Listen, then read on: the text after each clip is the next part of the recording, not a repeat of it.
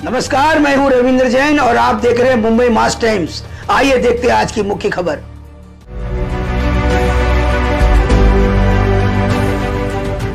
निकाला है ये जयंत पाटील, सुप्रिया सुळे। राष्ट्रवादीकडून आज खरं तर मोर्चा काढण्यात आला होता आणि त्यांनी आरोप केला की राज्यात हिंसा सुरू आहे, अहिंसा नाही। आपले जितेंद्र आव्हाड होते का मोर्चामध्ये?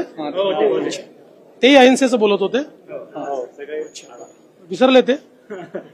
ठीक आहे, चांगला आहे, अहिंसा असलीच पाहिजे, आमचं समर्थन आहे अहिंसेला। लेकिन जिस तरीके से महाराष्ट्र में राजनीति शुरू है, चुनाव सामने है और गांधी जी के नाम पर आज के दिन इतना बड़ा सरकार के खिलाफ मोर्चा निकालना, इसे कैसे देखते हैं? देखिए, गांधी जी को अगर ये लोग मानते हैं तो गांधी जी ने जो सजेशन दिया था उसको इन्होंने अमल में लाना चाहिए।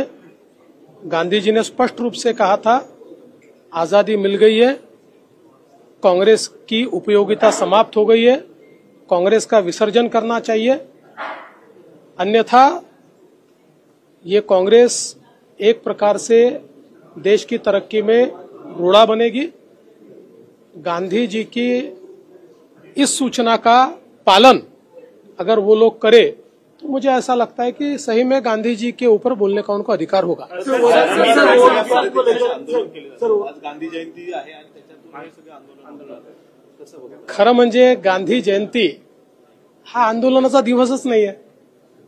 गांधी जयंती हा शांतपणे तुम्हाला जर वाटत असेल तर बसून गांधीजींच्या विचारांवर, गांधीजींच्या कार्यक्रमांवर त्या ठिकाणी आत्मचिंतन केलं पाहिजे।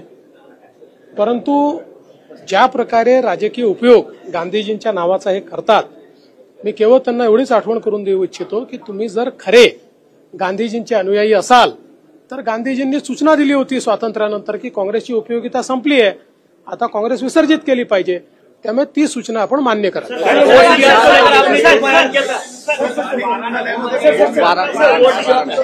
उद्घाटन केलेलं आहे त्या संदर्भात कसं बघताय? कारण की रुग्णांचे हाल होताना पण पाहायला मिळायचे।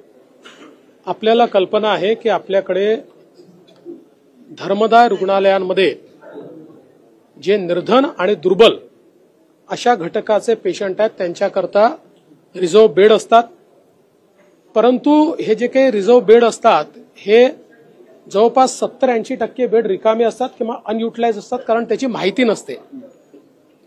आणि या संदर्भात एक हायकोर्टाने जजमेंट दिलं, त्यानुसार एक स्कीम देखील चालली होती, पण या अधिवेशनामध्ये आम्ही कायदेशीर तरतूद करून हे सगळे बेड ट्रान्सपरंट पद्धतीनं मॅनेज करण्याकरता शासनाला अधिकार दिले आणि शासनाच्या माध्यमातून चॅरिटी व्यवस्था जी आपली आहे, चॅरिटी कमिशनर ऑफिस, त्यांच्या अंतर्गत हे आपण दिलेले आहेत।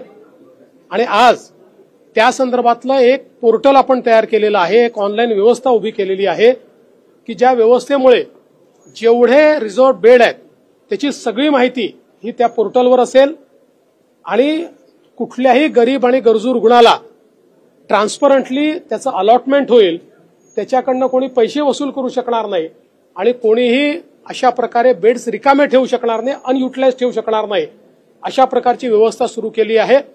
उपमुख्यमंत्री वैद्यकीय सहायता कक्ष आपण सुरू केला, त्याच्या अंतर्गत ही संपूर्ण व्यवस्था आता ऑनलाईन पद्धतीनं आपण चालू केली।